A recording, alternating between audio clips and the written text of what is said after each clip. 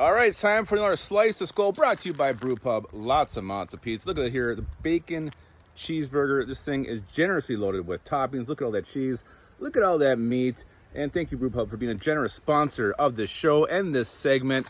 So, final thoughts on the schedule release that came out on Wednesday. First of all, I want to talk about the beginning. Like, you look at the teams that we're playing, it looks pretty nice. It does look very nice. You got the Bears.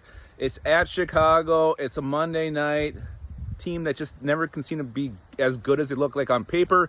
The Falcons, who we handled last year, at home on a Sunday night.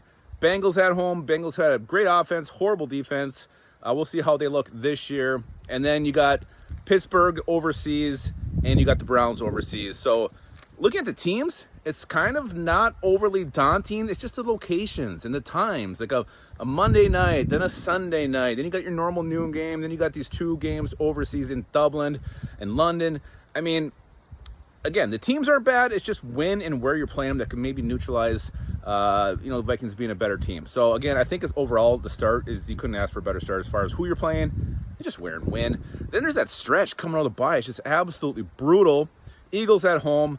Thursday night, short week on the West Coast. Not easy to win there. Then you got the Ravens in there. Then you got, I think we're at Detroit before that. Then the Bears and the Packers. So it's a tough stretch out of the bye as well. So you got easy start, tough middle, and then you got the end at home. But the other thing I want to say is, like, let's not get too hung up on these teams right now. We don't know who's good. We don't know who's going to be bad. Look at last year. We thought the first 5 games would be so damn brutal. The Vikings could potentially go 0-5 or 1-4 at best.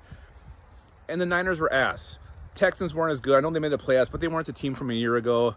And then who's the other team that we played that was just ended up being the Jets. The Jets were supposed to be good with Aaron Rodgers. They sucked. So you don't know how teams are going to be from year to year. So I don't put too much into the strength of schedule. You just don't know. Teams are different from every single year.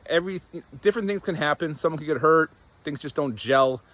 So you don't know who's good yet. So let's not get too hung up on that. But anyway, I don't think we can argue about the easy start, tough middle with this schedule. Let me know in the comments what you think about the schedule release.